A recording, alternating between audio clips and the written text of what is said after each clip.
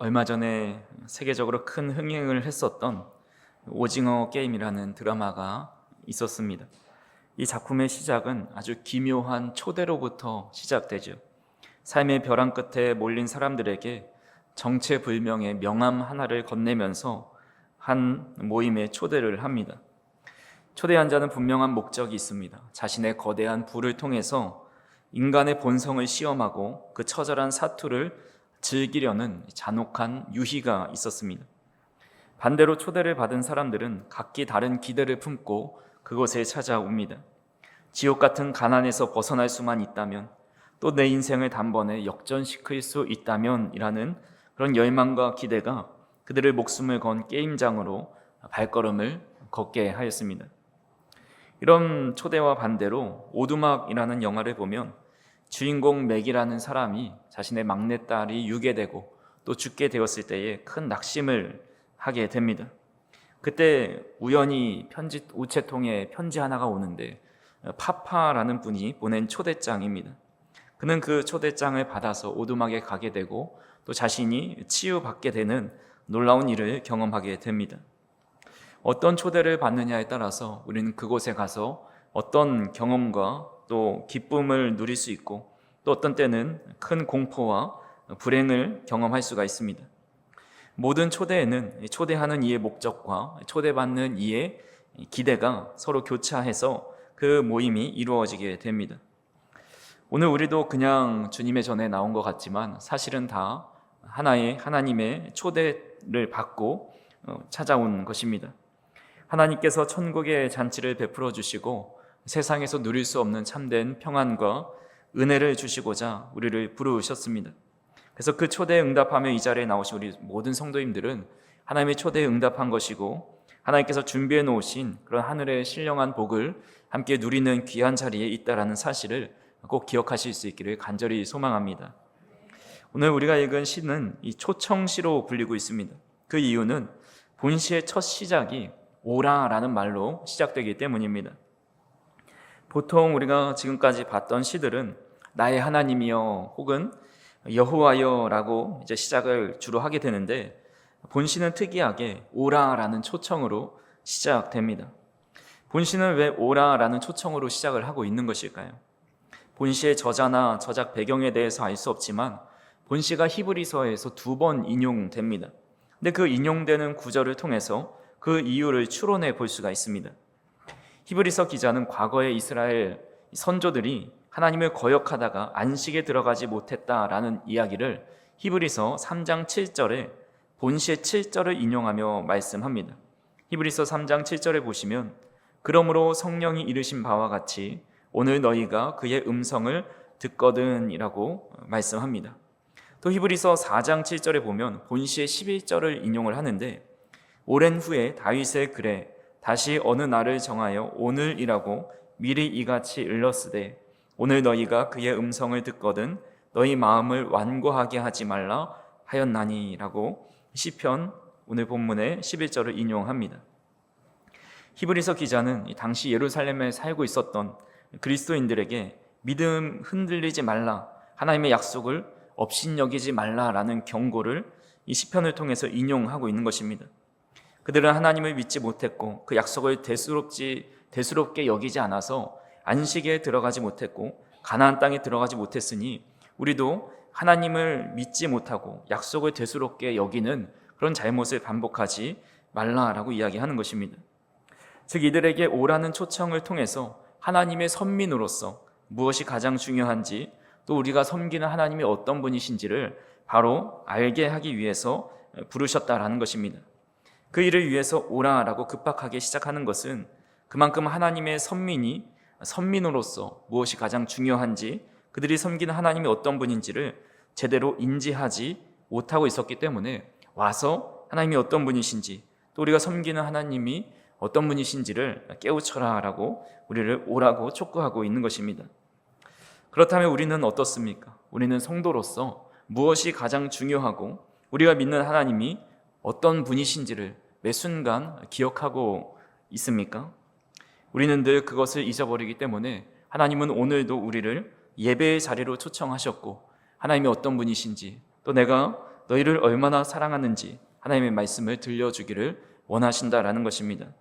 그래서 우리가 오늘 말씀을 통해서 우리를 예배의 자리로 초대하신 하나님의 마음을 바로 알았으면 좋겠습니다.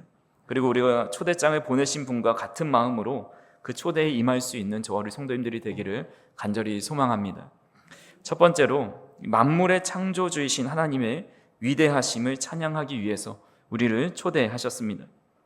우리가 주님의 초대에 임해서 예배의 자리에 나아가서 가장 먼저 회복해야 할 것은 바로 하나님이 하나님 되심을 인정하는 것입니다. 오늘 본문 3절 말씀을 같이 한번 읽어보겠습니다. 여호와는 크신 하나님이시요 모든 신들보다 크신 왕이시기 때문이로다. 아멘.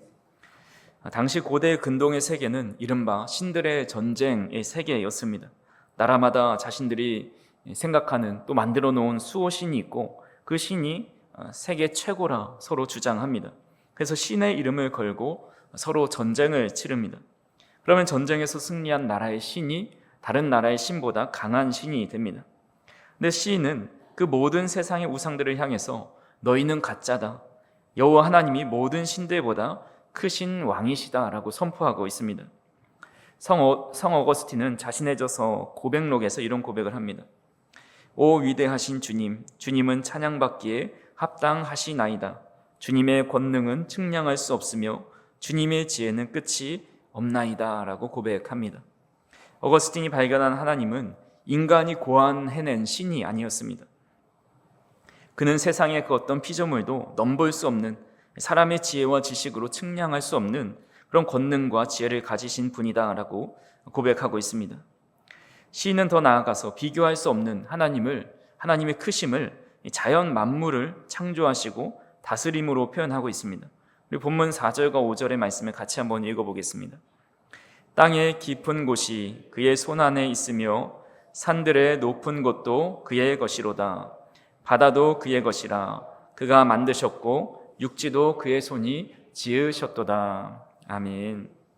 여기서 손 안에 있다라는 표현은 히브리어로 완벽한 장악력을 가지고 있다라는 의미가 있습니다. 그러니까 땅의 깊은 곳과 산들의 높은 곳을 완벽하게 다 장악하셨다라는 겁니다. 찰스 스펄전 목사는 이 구절을 이렇게 설명합니다. 광부들이 아무리 깊은 지층을 파고 내려가도 그곳은 여전히 하나님의 손바닥 아래에 있으며 등산가가 아무리 높은 에베레스트 봉우리에 올라도 여전히 하나님의 발등상 아래에 있다. 인간이 탐험했다고 말하는 그 모든 신비로운 공간이 하나님께는 그저 손 안에 쥔 작은 구슬과 같다라고 표현합니다. 사람이 아무리 위대한다 한들 하나님 앞에서 또 자연 앞에서는 무력한 존재입니다. 과거에 구소련에서 콜라 슈퍼딥 시추공이라는 프로젝트를 진행했습니다. 인류가 순수 과학적 호기심을 가지고 지구 내부를 가장 깊게 판다면 과연 얼마나 팔 수 있을까? 과연 지구를 뚫고 반대편으로 갈 수 있을까라는 상상을 해본 것입니다. 그래서 1970년 5월 따뜻한 봄부터 시작해서 23cm 지름으로 땅을 파기 시작합니다. 그래서 결국 12.3km를 탑니다. 당초 목표는 15km였지만 12.3km에서 중단됩니다. 그 파는 열이 너무나도 강력해서 더 이상 파고 내려갈 수가 없었습니다. 그래도 12.3km를 판 것은 매우 대단한 도전이었고 또 이 일을 통해서 기존 지질학적 상식을 뒤엎는 여러 발견을 하게 됩니다. 그런데 지구의 반지름이 얼마나 되는지 아십니까? 우리 지구의 반지름은 약 6,400km입니다.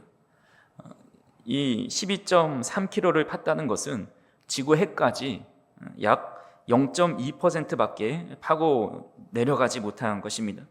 그러니까 지름으로 따지면 12,800km인데 약 0.1%밖에 파지 못한 겁니다.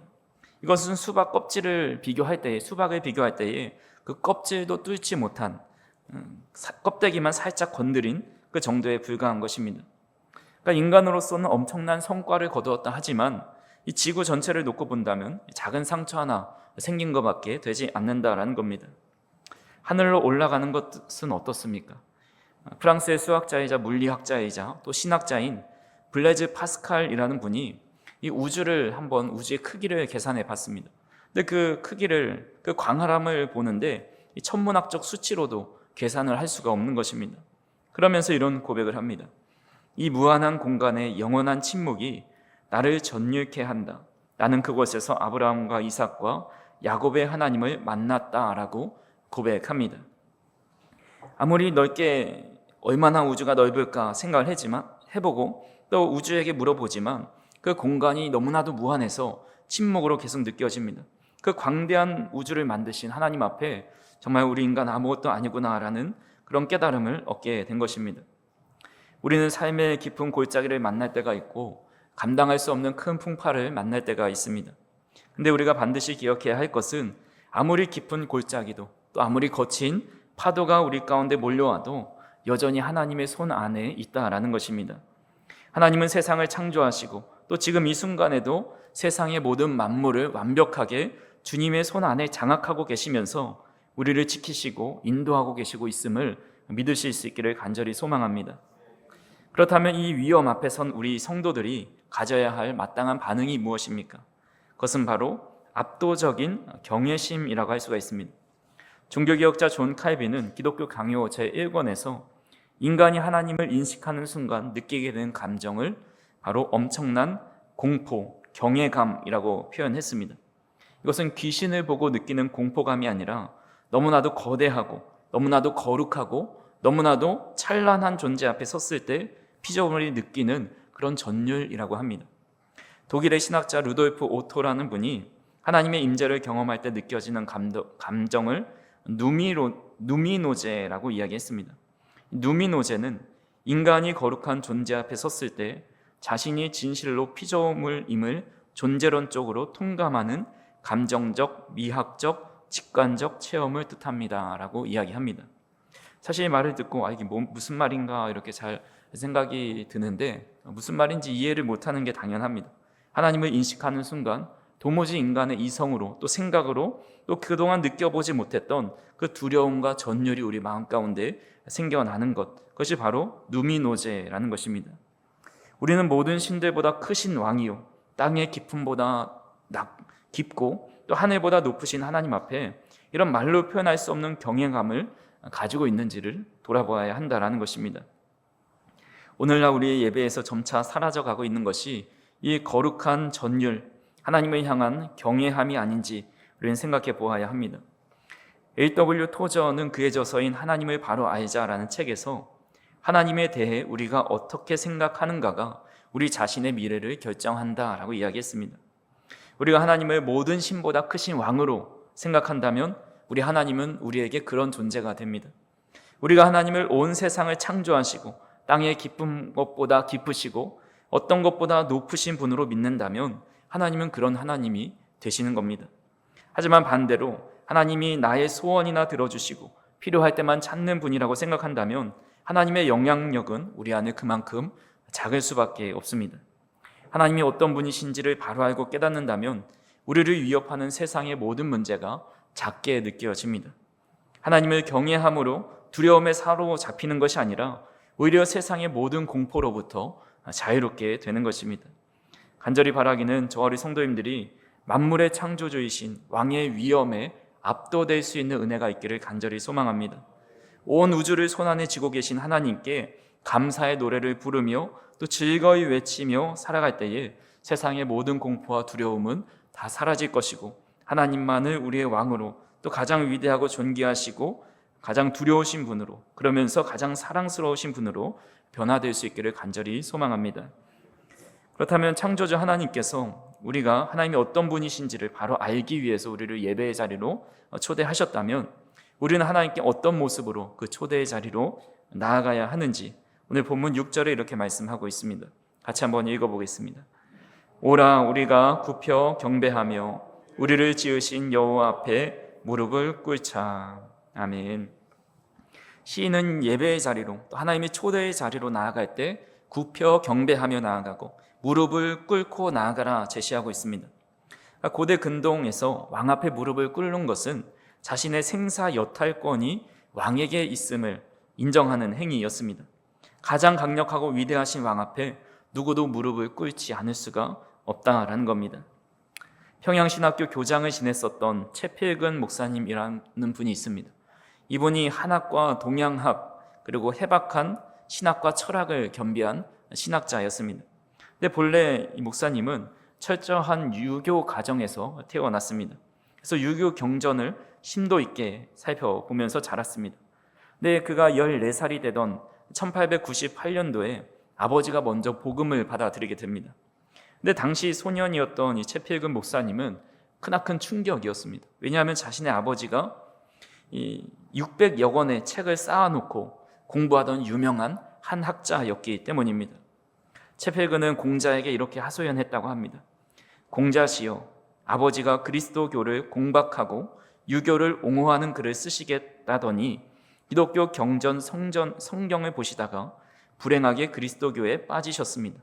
공자의 말씀에 이단을 공부하면 해롭다고 하심이 이것을 가리키심인 듯 합니다. 그러나 저는 결코 공자의 도를 버리지 않기로 맹세합니다 라고 기도 아닌 기도를 드렸습니다. 그러니까 그의 아버지가 그리스도교를 반박하기 위해서 성경을 받다가 개종을 하게 된 겁니다. 그로부터 1년이 지나고 아버지가 이 목사님을 부르더니 내일은 주일이니까 예배당에 함께 가자 이렇게 이야기한 겁니다. 그는 1년 동안 많이 피해 다녔지만 더 이상 피할 길이 없었습니다. 그래서 눈물을 머금고 난생 처음 아버지를 따라 교회에 나갔습니다. 그러면서 집으로 그 교회로 가는 길에 이렇게 기도했다고 합니다. 공자님, 정말로 죄송합니다. 당신의 가르침 중에 아버지가 잘못하면 간하고 간하여도 듣지 않으면 울면서 쫓으라고 하셨지요. 세상을 떠나시면 3년까지 고치지 말라고 하셨지요. 저도 아버지가 세상을 떠나면 3년상을 치르고 틀림없이 다시 돌아오겠습니다 하는 기도를 드렸다고 합니다. 네, 이 목사님은 끝내 공자한테 돌아가지 않고 목사가 되었습니다. 훗날 이 채필근 목사님은 공자께라는 글에서 이런 말을 했습니다. 다시 공자에게로 돌아오겠다던 맹세를 지키지 못해 미안합니다. 그러나 나는 공자가 살아계시다면 반드시 그리스도교에 귀의할 것이라 믿습니다. 공자나 소크라테스, 석가모니 같은 성인들도 만왕의 왕이며 만주의 주이신 그리스도 앞에 무릎을 꿇어야 한다는 것이 기독교 신앙이기 때문입니다 라고 고백하였습니다. 하나님이 가장 위대하고 크신 왕이기 때문에 당연히 무릎을 꿇을 수밖에 없다라는 겁니다. 근데 우리가 무릎을 꿇는 이유는 단순히 하나님께서 가장 큰 왕이시기 때문에, 또한 우리에게 강력한 카리스마를 뿜으면서 억지로 꿇게 하기 위해서 우리를 초대하신 것이 아닙니다. 우리가 하나님 앞에 나와 무릎을 꿇게 하시는 것은 하나님을 향한 사랑과 감사의 마음을 가지고 꿇게 하기 원하시는데, 내가 얼마나 너희를 사랑하고 기르고 지키는지를 알게 하기 위해서, 또 그것을 알고 자연스럽게 주님 앞에 무릎을 꿇게 하시기 위해서 우리를 부르셨다라는 것입니다. 7절 말씀을 같이 한번 읽어보겠습니다. 그는 우리의 하나님이시요 우리는 그가 기르시는 백성이며 그의 손이 돌보시는 양이기 때문이라. 너희가 오늘 그의 음성을 듣거든. 아멘. 시인은 하나님을 우리의 하나님, 또 하나님이 기르시는 백성, 하나님의 손으로 돌보시는 양이다라고 고백을 합니다. 성경에서 종종 하나님과 성도의 관계를 목자와 양으로 비교합니다. 양은 동물 중에서 가장 약하고 자신을 보호할 날카로운 발톱이나 이빨이나 뿔이 없습니다. 스펄전 목사님이 이 양과 목자에 대해서 이런 이야기를 했습니다. 양은 스스로 길을 찾지 않는다. 목자가 가는 대로 갈 뿐이다. 양은 스스로 먹이를 구하지 않는다. 목자가 인도하는 푸른 초장에서 먹을 뿐이다. 당신이 하나님의 양이라면 당신의 결핍을 걱정하지 마라. 당신의 목자가 하나님의 손이기 때문이다 라는 말을 하였습니다. 시인은 그냥 양이라 말하지 않고 하나님의 손으로 돌보시는 양이다 라고 고백을 합니다. 하나님의 손은 우주를 창조하신 손입니다. 하나님의 손은 홍해를 가르신 손이고 이스라엘 백성들을 40년 동안 먹이시고 지키시고 돌봐주신 손입니다. 그 전능하신 손이 어린 양들을 친히 돌보신다면 사실은 그 능력은 차고 넘친다라고 볼 수가 있습니다. 우리 흔히 재능 낭비라는 말이 있습니다. 이 말은 크고 아름다운 출중한 재능을 가지고 있으면서 업적을 쌓거나 공헌을 세우기보다는 기행이나 유희, 소소한 일에 사용하는 것을 의미합니다. 제가 찾아보니까 한 사람이 자신의 여동생한테 과일을 깎아오라고 시켰습니다. 사과를 깎아오라고 시켰는데 그 여동생이 어떻게 깎아왔는지 사진을 보시면 이렇게 멋있게 체크무늬로 약간 명품스럽게 사과를 깎았습니다.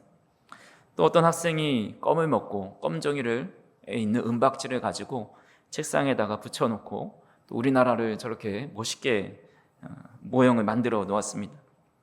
지난해 117년 만에 기록된 폭설이 내렸죠. 그때 한 예술대학교 캠퍼스 안에 성모 마리아가 사망한 예수를 품고 있는 그 피에타상을 누군가 만들어 놓았습니다. 그래서 날씨가 제발 따뜻해지지 말라고, 저 눈이 녹는다고 하면서 사람들이 매우 안타까워하면서 이런 재능이 그저 집안에서, 학교에서 사용되고 있는 것을 재능 낭비라고 합니다. 더 큰 공헌을 할 수 있지만 매우 소박한 곳에 그 재능과 힘이 사용되는 것이 바로 우리 하나님이 어린 양을 돌보는 그런 손과 같다라는 생각을 했습니다. 너무나 위대하고 강하신 하나님의 손이 아주 미약하고 먼지와 같은 우리 인간을 위해서, 하나님을 늘 배신하고 떠나는 우리 인간을 위해서 사용되고 있다는 겁니다. 너무 과분하고 충분한 능력과 사랑이 우리를 돌보고 계시다라는 겁니다. 우리가 하나님의 초청의 자리에 나아가면서 즐거이 외치고 경배하고 또 무릎을 꿇어야 할 이유는 만왕의 왕이신 하나님이 나의 아버지가 되시고 나의 목자가 되셔서 나의 이름을 아시고 나의 아픔을 만지실 수 있는 충분한 능력을 가진 손이 우리를 돌보고 계시기 때문입니다. 아브라함 카이퍼라는 분이 우리의 삶의 모든 영역에서 만왕의 왕이신 그리스도께서 내 것이다 라고 외치지 않은 영역은 단 한 채도 없다라는 말을 했습니다. 그러니까 우리의 모든 영역에 하나님의 놀라우신 능력의 손으로 돌보시는 은혜가 있기 때문에 우리는 예배를 통해서 그 하나님의 돌보심의 손길을 경험하고 깨닫게 되고, 그렇기 때문에 우리는 자연스럽게 주님 앞에 무릎을 꿇고 나아갈 수 있다는 것입니다. 하나님의 초청을 받고 초청해 주신 하나님께 우리가 자원하면서 무릎을 꿇고 경배하면서 마지막으로 우리가 해야 할 일이 있습니다. 그것은 바로 초청자의 말씀을 듣는 것입니다. 7절 하반절에 보시면 너희가 오늘 그의 음성을 듣거든 이라고 말씀했습니다. A.W. 토저 목사님은 하나님은 지금도 말씀하고 계신다. 문제는 그분의 음성을 들리지 않는 것이 아니라 우리가 들을 준비가 되어 있지 않은 것이다 라는 말을 했습니다. 우리는 예배 시간에 화려한 음악과 또 어떤 우리의 감정을 터치하는 것에 익숙해져 있지만 사실 정작 우리의 삶의 방향을 수정해라, 하나님의 말씀을 따라 살아라 하는 하나님의 세밀한 음성 앞에서는 귀를 닫을 때가 많이 있음을 보게 됩니다. 시인은 우리에게 오늘이라는 현재성을 강조합니다. 어제의 순종이나 내일의 결단이 아니라 지금 이 순간 들려오는 그 말씀에 대해 반응하면서 이 초대받는 자로서의 가장 중요한 그런 모습이 그 하나님의 말씀에 반응하는 자세여야 한다라는 것을 말씀하고 있는 것입니다. 하나님은 광야로 초대받은 이스라엘 백성들이 왜 안식에 들어가지 못했는지 8절과 9절에 이렇게 말씀하고 있습니다. 같이 한번 읽어보겠습니다. 너희는 무리바에서와 같이 또 광야의 마사에서 지냈던 날과 같이 너희 마음을 완악하게 하지 말지어다. 그때 너희 조상들이 내가 행한 일을 보고서도 나를 시험하고 조사하였도다.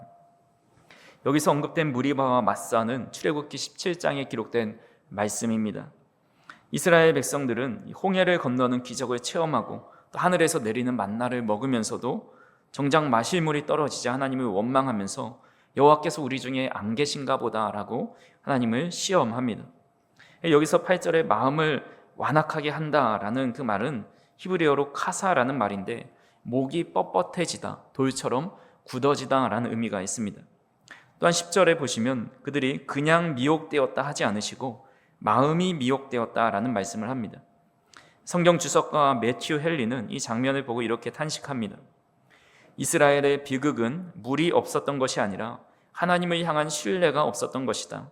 그들의 마음은 기적을 보고도 은혜를 담아내지 못하는 깨진 항아리와 같았다라고 이야기합니다. 이스라엘 백성들이 기적을 보지 못한 것이 아닙니다. 출애굽하면서 10가지 재앙과 홍해가 갈라지는 기적을 오래전에 경험한 것이 아닙니다. 불과 1, 2개월 전에 있었던 일입니다. 그리고 만나를 매일 먹는 기적을 경험하고 있습니다. 하지만 이스라엘 백성들은 이런 수많은 기적을 오늘도 경험하고 있으면서도 불순종하였습니다. 순종은 환경의 문제가 아니라 바로 마음의 태도이고 또 마음이 닫혀 있기 때문이라는 것입니다. 그러니까 마음이 굳어지면 하나님이 얼마나 위대하신 분인지 그 하나님의 위엄이 보이지 않습니다. 마음이 굳어지면 하나님께서 나를 얼마나 따뜻하게 또 그 위대한 손으로 돌보고 계시는지를 느끼지 못합니다. 오직 자신의 결핍과 불평만이 커 보일 뿐입니다. 하나님은 40년 동안 이런 이스라엘 백성들을 보시면서 근심하였다라고 말씀합니다. 10절 말씀을 보시면 내가 40년 동안 그 세대로 말미암아 근심하여 이르기를 그들은 마음이 미혹된 백성이라 내 길을 알지 못한다 하였도다 라고 말씀합니다. 하나님은 단 한 번의 실수로 근심하신 것이 아닙니다. 40년이란 긴 세월 동안에 그들의 반역을 참으시고 구름 기둥과 불 기둥으로 인도하시면서 음성을 들려주셨습니다. 그럼에도 불구하고 끝내 여호와의 마음을 알지 못하고 자기 고집대로 행하는 백성들을 보면서 전능하신 하나님이 근심을 하고 계시는 것입니다. 마음이 완악함을 가지고 살아가던 이스라엘 백성들에게 11절에 이렇게 말씀합니다. 같이 한번 읽어보겠습니다. 그러므로 내가 노하여 맹세하기를 그들은 내 안식에 들어오지 못하리라 하였도다. 여기서 안식은 1차적으로 가나안 땅을 의미합니다. 그들은 가나안 땅을 목전에 두고 들어가지 못합니다. 하지만 안식은 단순히 지리적인 장소를 넘어서서 하나님과의 온전한 연합으로부터 오는 평안을 의미합니다. 하나님의 말씀을 듣지 않는 완악한 마음을 가졌기 때문에 아무리 좋은 환경이 있어도 그의 마음은 평안할 수가 없습니다. 자기 생각과 욕심의 감옥에 갇혀 있고 하나님이 함께 하고 계심을 느낄 수가 없기 때문입니다. 그래서 오늘날 많은 성도들이 하나님의 초청을 받아서 예배를 드리지만 마음의 평안을 얻지 못하는 이유도 여기에 있습니다. 경배의 노래는 불렀지만 마음의 완악함으로 인해서 하나님의 음성을 듣지 못하고 그 말씀에 순종하지 못했기 때문에 마음의 평안을 잃어버린 것입니다. 하나님의 음성을 듣는다는 것은 내 삶의 주권을 하나님 앞에 내어드리는 순종을 의미합니다. 즉 우리를 초대하신 하나님의 음성을 듣고 순종하지 않았기 때문에 우리는 예배를 드려도 또 하나님의 잔치의 자리에 앉아 있어도 마음의 평안을 얻지 못하게 됩니다. 그렇게 우리는 늘 마음의 완악함은 없는지 나의 마음이 미혹되어 있진 않은지를 스스로 늘 살펴보아야 합니다. 말씀을 정리합니다. 하나님의 초대는 우리를 단순히 종교적 의무를 행하게 하기 위해서 이 자리에 앉혀두신 것이 아닙니다. 만물의 창조주이신 왕이신 하나님이 얼마나 위대하신 분인지를 깨닫게 하기 위해서 우리를 부르셨습니다. 또 하나님의 그 위대하신 손길이 우리를 얼마나 세밀하게 우리의 삶을 인도하고 계시는지를 깨닫게 하기 위해서 우리를 부르셨습니다. 또한 그것에 머물지 않고 하나님의 음성을 듣고 그 음성에 순종하는 삶을 살아가게 하기 위해서 우리를 부르셨다라는 것입니다. 그렇게 순종하며 나아갈 때에 우리 마음 가운데 참 안식이 임하게 됩니다. 한 주석가는 이런 얘기를 합니다. 예배는 성전 안에서 드리는 입술의 찬양으로 시작되지만 성전 밖에서 마주하는 하나님의 말씀에 대한 순종으로 완성된다라고 이야기합니다. 우리가 찬양으로 하나님을 높여 경배하지만 더 중요한 것은 우리가 예배당을 나가면서 하나님의 음성을 들었으니 그 음성을 순종하는 삶을 살아가는 것이 가장 중요한 모습이고 또한 초청받은 자의 모습으로 살아가는 것이다 라고 할 수가 있습니다. 그래서 진정한 안식은 내 형편이 나아질 때 평안이 찾아오는 것이 아니라 우리의 마음에 하나님을 모시고 또 하나님의 음성을 듣고 순종할 때에 참 평안이 찾아온다라는 것을 기억하시면서 오늘도 하나님의 그 위대하심을 다시 한번 생각해 보시고 얼마나 하나님의 그 능력 많으신 손으로 우리를 돌보시고 계시는지를 다시 한번 또 깨달으시고 그 하나님께서 들려주신 말씀을 우리가 순종하며 살아갈 때에 하나님 제가 주인 말씀 들으니 너무나도 마음이 평안합니다. 하나님 말씀에 순종하니 내 마음에 평강이 넘칩니다 라는 고백으로 남은 일상의 삶도 살아갈 수 있는 저와 우리 성도님들이 되기를 간절히 소망합니다. 사랑과 은혜가 풍성하신 하나님 아버지, 오늘도 우리를 영광스러운 예배의 자리로 초청하여 주시니 감사를 드립니다. 우리가 이 시간 만물의 창조주이신 주님의 위엄 앞에 압도되길 원하오니 하나님의 크신 위엄을 나타내 보여주시고 우리가 그 주님 아래 엎드려 경배하는 삶을 살아갈 수 있도록 인도하여 주시옵소서. 세상의 거친 풍랑과 인생의 깊은 골짜기 앞에서 두려워 떨던 우리의 마음이 모든 신들보다 크신 하나님을 바라봄으로써 세상이 줄 수 없는 담대함과 당당함을 얻을 수 있도록 인도하여 주시옵소서. 무엇보다 우리가 목자 되신 주님의 손에 붙들린 양임을 기억할 수 있도록 인도하여 주시어서 우리가 걱정하고 근심하는 모든 것들을 하나님께서 인도하고 먹이시고 채워주신다라는 믿음을 가지고 살아갈 수 있도록 인도하여 주옵소서. 무엇보다 간절히 바라옵기는 우리의 마음이 완악해지지 않을 수 있도록 성령께서 늘 우리를 지켜 보호하여 주시옵소서. 이스라엘 백성들처럼 눈앞의 기적을 보고도 당장의 결핍 때문에 주님을 원망하고 시험하는 어리석음을 범하지 않을 수 있도록 인도하여 주시고 우리에게 들려주신 세밀한 음성에 귀를 기울이며 늘 마음의 주님을 우리의 왕자에 모시고 살아갈 수 있도록 인도하여 주시옵소서. 오늘도 주님 앞에 나와 예배하는 우리 모두에게 하나님의 크신 은혜와 능력으로 함께하사 오늘도 세상 속으로 나아갈 때에 그 주님의 말씀을 귀담아 듣고 삶 속에서 실천하고 순종하는 삶을 살아갈 수 있도록 인도하여 주시옵소서. 한 주 동안 수고하고 애쓴 우리 성도님들에게 함께하여 주시고 평안과 안식을 주시며 또한 새 힘을 얻어서 주일날 다시금 주님 앞에 온 마음과 정성을 다하여 주님만을 높이고 경배할 수 있는 우리 모두가 될 수 있도록 인도하여 주시옵소서. 감사를 드리며 예수님의 이름으로 기도하옵나이다. 아멘.